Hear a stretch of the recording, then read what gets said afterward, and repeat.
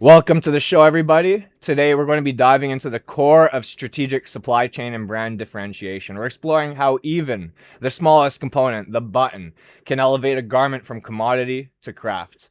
I'm thrilled to introduce my guest, Jesse Haft of Buttonology. Jesse, thank you so much for joining us. Hi, thank you so much for having me. Oh, it's my pleasure. It's my pleasure. So, Buttonology has a remarkable history rooted in a strong family legacy. You and Jonah have taken that foundation and evolved it. What is it about this specific niche, haberdashery and button supply, that captures your focus, and how has the partnership with Jonah allowed the business to thrive?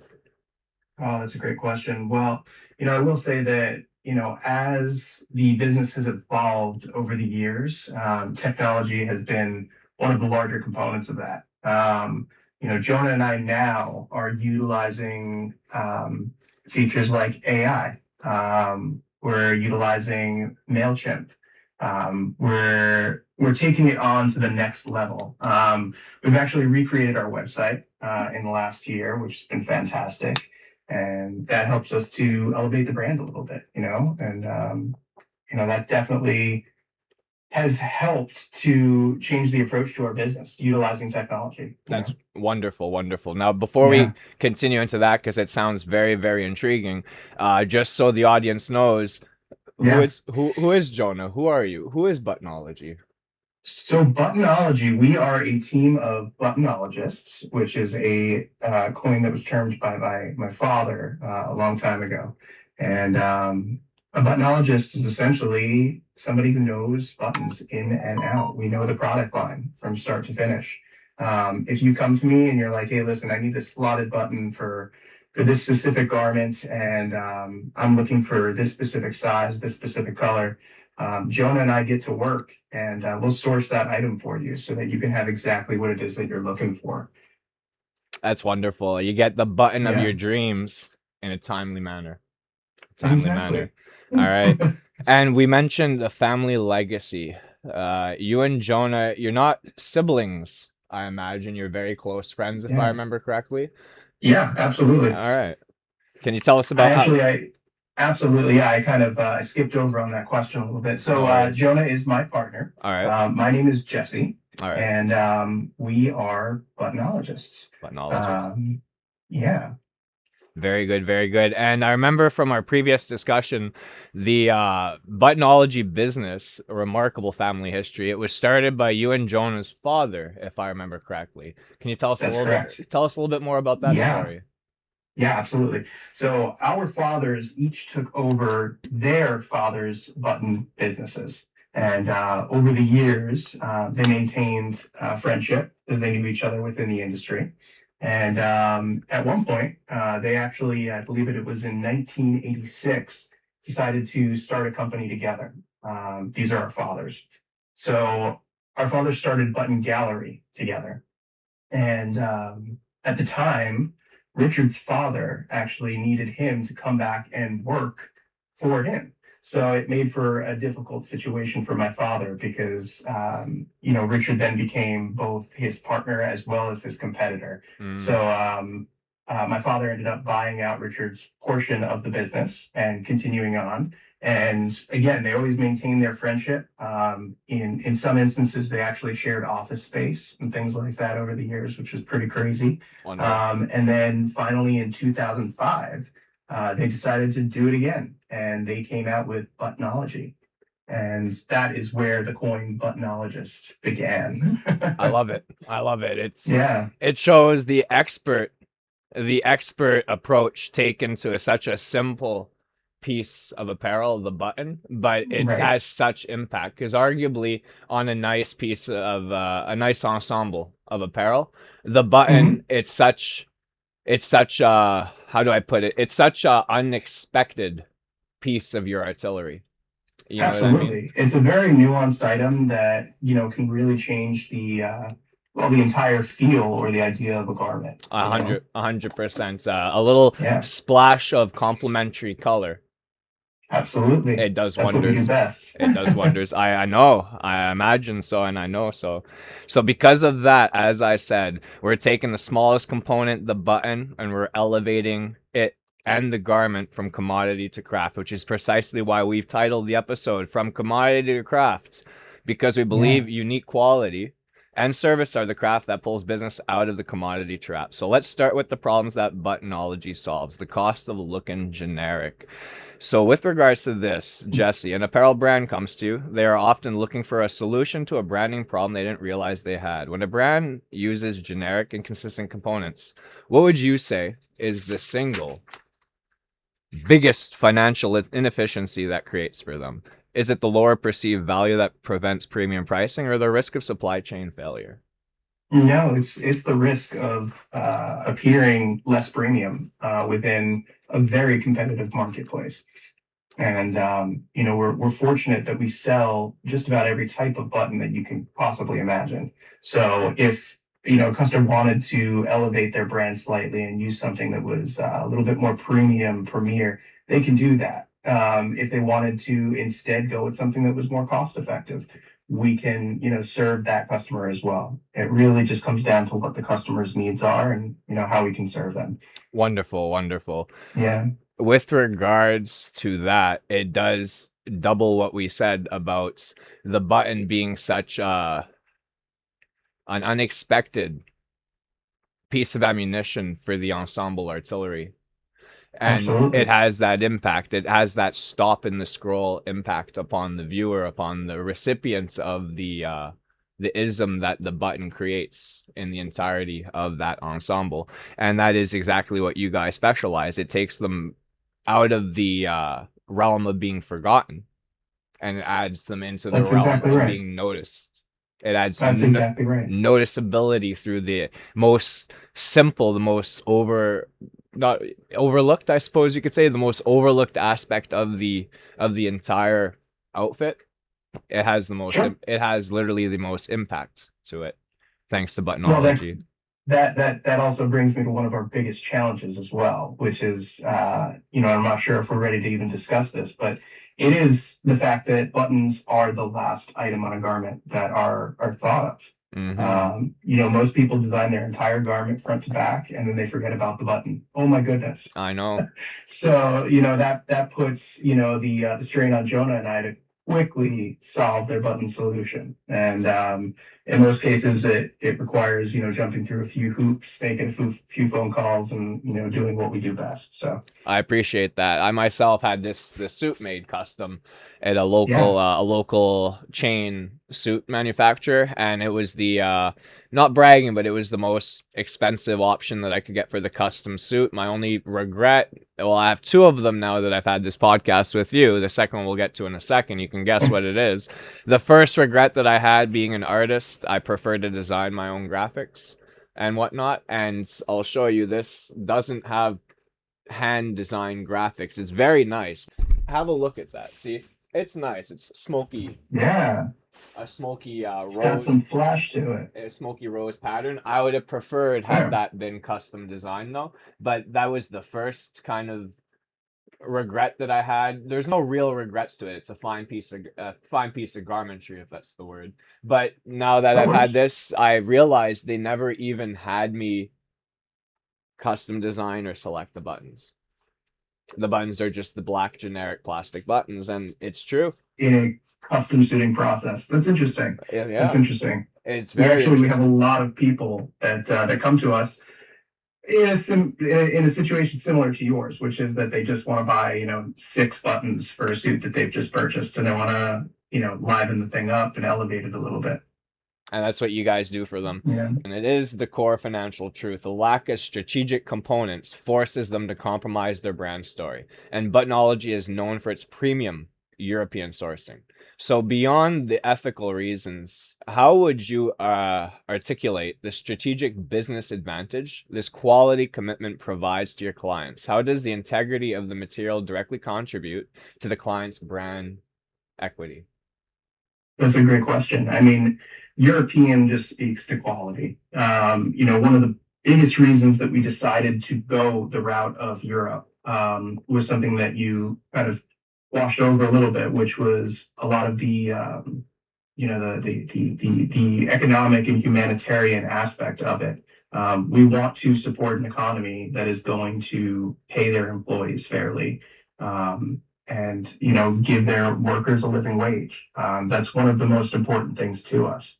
To sidetrack from that, Europe just has a really, really nice collection of buttons. They have one of the most beautiful collections of buttons in the world.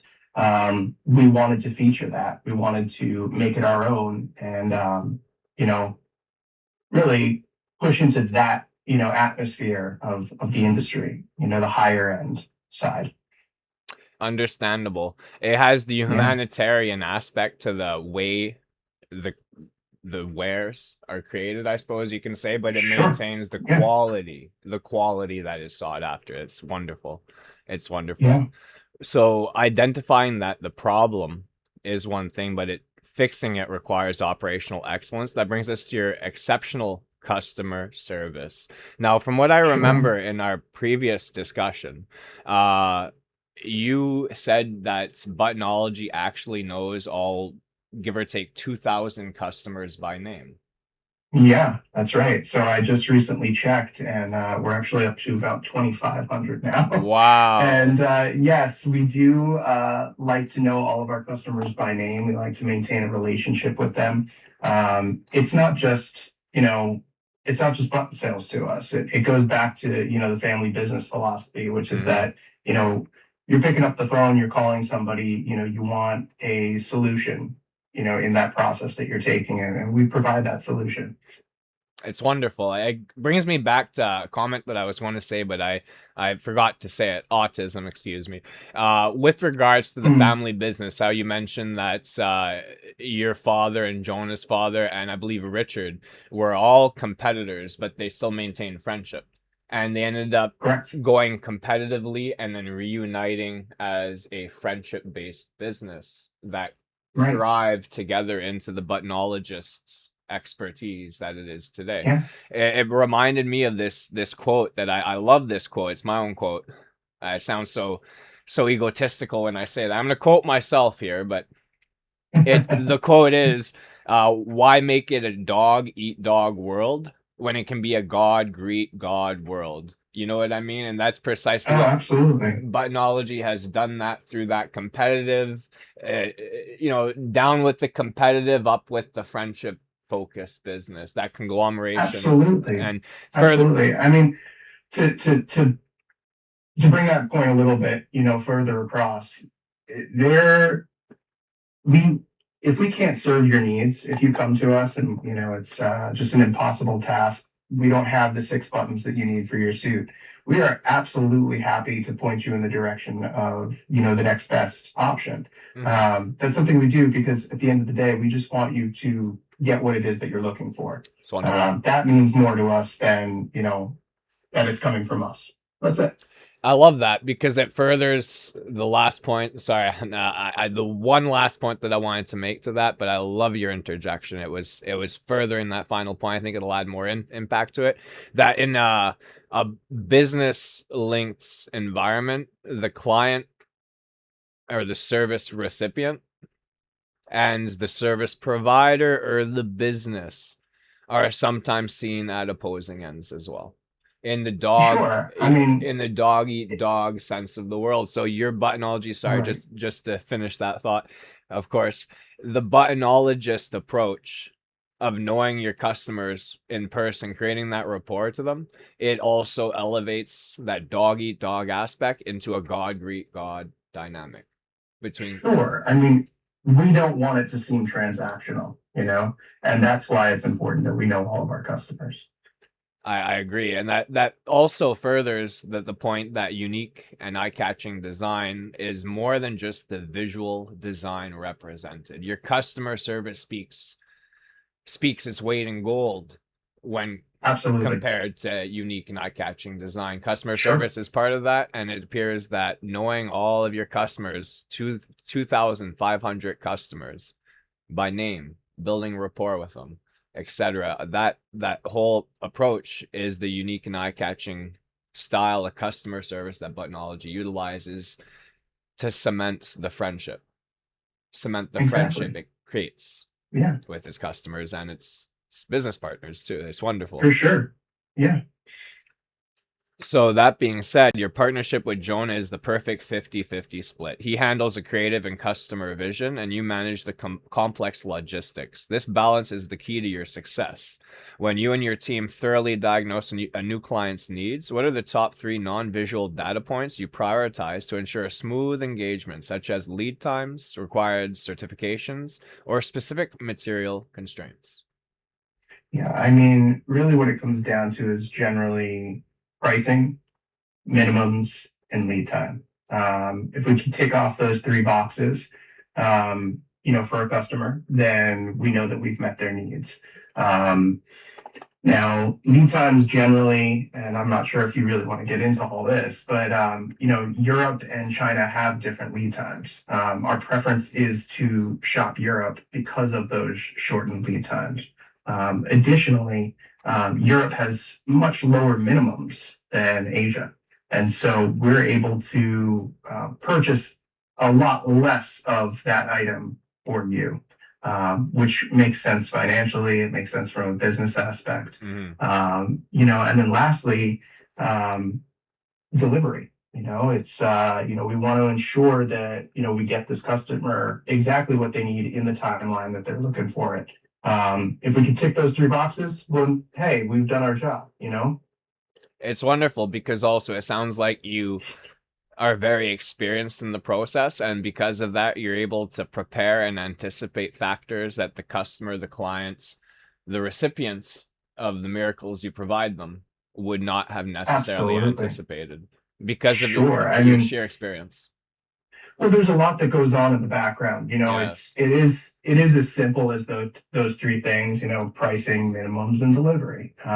Meet those customers' needs. But at the end of the day, there's a lot that goes on logistically behind that. Mm-hmm. Jonah gets the order priced out. I get the order actually placed. Then I invoice it. The thing comes in. Together we get everything processed. On our work table, and then get it all shipped out. It's a collective collaboration, and it doesn't happen.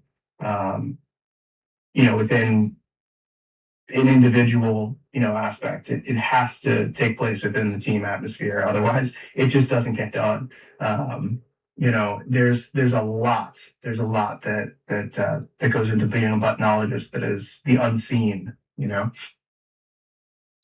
Why the 50-50 split between you and Jonah is so critical. Jonah has the front end approach of that, the customer facing He approach, does.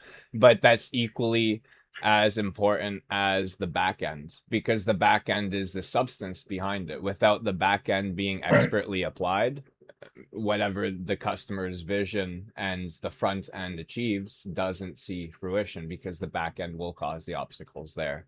That's wonderful. So those metrics are the pulse of the business. And to move those numbers, you need organizational agility.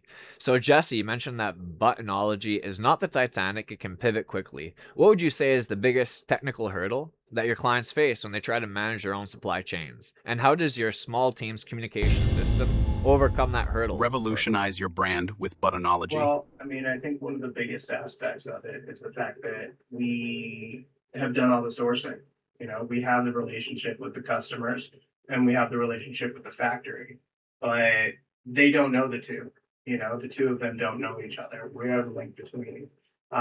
Within that link, we have an enormous amount of communication between us. Jonah sits just behind me. I sit right behind him. If ever there's an email to celebrate, you turn around, swivel in the chair, high five. So we are that close to each other, and so it enables us to communicate on a level where most people would send an email. It's not necessary. We're right there. And that we have that human aspect, which is pretty nice. So It's a critical insight. The number one constraint is often external logistics. Your role involves navigating high stakes conversations with government and customs agencies. How does successfully managing these complex business to business relationships translate into a competitive win for your clients?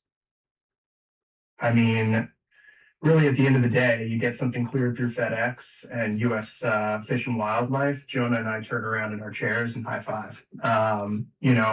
It's as complex as just getting on the horn with the correct people within those agencies, whether it's FedEx, whether it's U.S. Customs, um, Fish and Wildlife, or any other branch of government or shipping agency.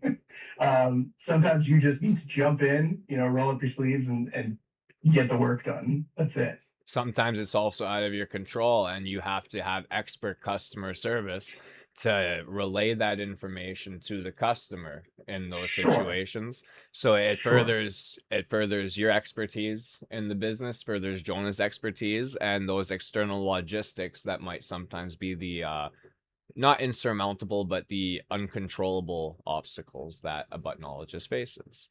It's a great operational takeaway. Now let's anchor this episode with a concrete success story. We've discussed the importance of a rush delivery. Can you share a compelling case study where a customer needs a rush order and the simultaneous effort, Jonah managing the customer relation and you executing the complex logistics, allowed Buttonology to exceed their expectations? Yeah, I mean, that's something that happens pretty routinely. We are a 24-hour business. Reason for that is just simply we work within different continents. We have contacts in Asia, we have contacts all across Europe, and then, of course, all of our customers, which are global, everywhere around the world. So we constantly have emails coming in, and we're placing orders. I'll place an order usually around 8 o'clock at night. Once the day is kind of settled in, I know, exactly what's coming in, what's going out, etc. In some cases, I'll place the order. Jonah will notice an hour later that a customer has placed, an add-on order or something like that. And, he'll relay that information to me, or he'll relay that information directly to our stockhouse that they can, get the proper items in on that order. Right now, shipping rates across the country, across the world, are kind of out of hand, as well as tariffs. So we want to reduce the amount of shipments that we have coming in as much as possible. So if that means that Matt placed an order at 11:06 at night, but that order hasn't shipped yet from Italy, we're going to want to ensure that Matt's buttons get into that order. And that just requires, a few emails, some logistical, turns and twists. And, we find ourselves at the end with a happy customer. That's the day in, day out, kind of success, the wins. This happened just the other night, where I placed an order. 20 minutes later, a customer placed another order. I have to tag onto the order. Totally fine. It's what we do. All in a day's work. It sounds like, despite the obstacles a buttonologist might face, the solutions are key, linked to expert customer service, expert handling of the logistics, and expert communication between the internal mechanics of the business. Then, Sure. I wonderful. mean, one big thing is that customers, more frequently than not, and this is unfortunate, are seen at the beginning of the transaction and the end of the transaction. But there's very little, in between. contact and communication on the in between. So, we try to bridge that gap and stay on the horn with customers as much as possible, so that the over communication is, hey, just wanted to let you know, your items are here in the States. They're just working their way through customs right now. Hey, just wanted to let you know again that now they've worked their way through customs. They're just in the final clearance, and they'll be arriving to us tomorrow. And then sending that last email saying, hey, just wanted to let you know your items have arrived with us. Would you like them shipped or set aside for pickup? It means the world to a customer, especially if it's a rush delivery or even a regular delivery. Our customer will always worry with a delivery that it's not, something's going to go wrong. What if it gets lost, even in the mail? So Exactly. that constant communication builds the trust and builds it builds the release of tension that the customer needs. And I know that for sure because in my own design business, Image Art Productions, for the technical term. I sometimes bother, I dare say, the client with revisions. Not that revisions are needed, but I'll keep them abreast of the process of creation. And then I'll Right. offer them throughout the process of creation any needed revisions just to make sure it aligns with their perceived vision. And even if it doesn't fully align with it in that circumstance, it's not that it aligns with it, it's that it exceeds it. I've taken their vision and I've evolved it through unique and eye-catching design, and it sounds like that's precisely what a Right. buttonologist does too, just in a different medium. Absolutely. I Wonderful. mean, it is a form of art in itself. It is definitely a form of art. Yeah. Of course, of course. That story right there is very powerful. It shows that when you invest in a unique, high quality component and back it with operational excellence, you move beyond mere transactions and start building a scalable asset. Jonah is the visionary who transforms client concepts, even AI generated ideas, into tangible products. How does the creative customization process ensure the final button is not just a component, but an artifact that fundamentally elevates the client's visual identity? Well, I love this aspect of what we do, because it truly takes somebody's vision and brings it to fruition into an actual item, something that is tangible, something that they can now hold, and so do a garment. We're currently working with somebody on a set of brooches, or brooches rather, that are um, they are meant to look like inflated balloons. Mhm. I can't wait to see, the final product on this, because, we've used a lot of AI generated imagery and things like that to, really try to bring those ideas to the factory. And then the factory actually takes the hard ideas and actually brings it into a physical piece of something, whether it's a brooch, whether it's a button, whether it's a buckle. We can create anything, which is kind of cool. It's wonderful. And it also sounds like the client might not expect how much impact such a simple, unexpected components of the ensemble like the button has. And then once you guys help catch their vision, elaborate on it, if you will, a little bit, develop it, really, really carve it out of the marble that it deserves to be carved out of, as you and Jonah clearly do, and me at Image clearly do. Once you do that and you actually capture their honed, their polished vision, and you bring it to fruition, to reality, the sheer amazement that they get out of what they didn't expect. They didn't They're expect usually over the moon. it. Yeah, They yeah, they didn't expect the button could have that much impact. You know what I mean? exactly. It's wonderful. Absolutely. So your business proves that strategic differentiation can be found in the smallest details. From a business owner looking to move their product or service from commodity to craft and build a lasting brand authority, what is the single most critical piece of strategic advice you would offer today? Oh my goodness. Stay at the forefront of technology. It is so much easier to utilize technology as it grows than to have to relearn technology that is already, 10 years old, because technology evolves so quickly. But utilize those tools. Our fathers, they didn't. They are preparing themselves actually for retirement in the next few weeks. Wow. And they're in the process of cleaning out their office. And, just as a kind of a comical aspect, they're pulling out fax machines and things like that. And, jokingly walking them over to our office to say, hey, do you want these? You know, fax, hey, you know what? It had its heyday, but it's not at the forefront of communication anymore. And just staying at the forefront of technology is by far the most important. We've all had that aggravating moment where we call the wrong number provided on the contact information and immediately you hear the beep-boo, beep-boo. You just hear the fax tone shrieking in your ear like a banshee.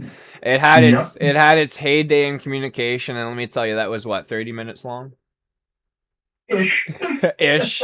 Thank you so much, Jesse, for visiting me and being a guest on Design Demonstrated pleasure today, and especially thanks Of to course. both of our listeners. If you want to stop paying the generic tasks and start building a brand that earns trust and commands premium pricing, the answer is clear. Invest in every detail of your product and process. Focus on unique and eye-catching design across your usage. Thank you once again for your time. We'll all see you next time. And that goes back to how you guys said you use AI to help benefit the business. I appreciate that you use it not as the forefront of the business. You still maintain the human aspect of the control of the business. The interpersonal knowledge of each sizable customer base. Over 2,000 customers, you know them all by name. In person, you built rapport with them. AI can't do that as expertly as a human can. So it's wonderful that you guys have that insight into the business. You have the eye towards the future, but the foot maintaining in the human present, right? Exactly. Wonderful.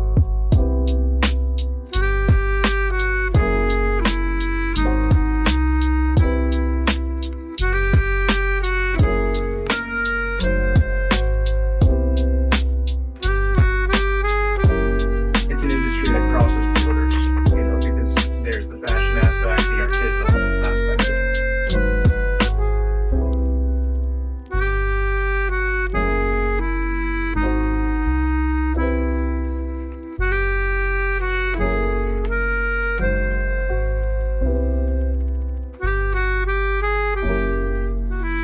They're made of something called urea, which is urea resin, which is made of uric acid and potato flour. So it's sort of an interesting concoction. There are also buttons that are made from milk and formaldehyde, of casein. There's a lot of really interesting materials that are out there.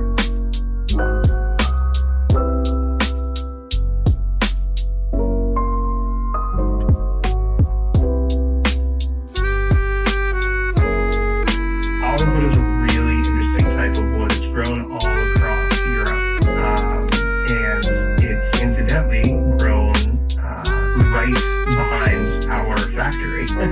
They have their own grove that they actually maintain and everything like that. There is an artisanship to it, and it's an artisanship that you don't see in other industries.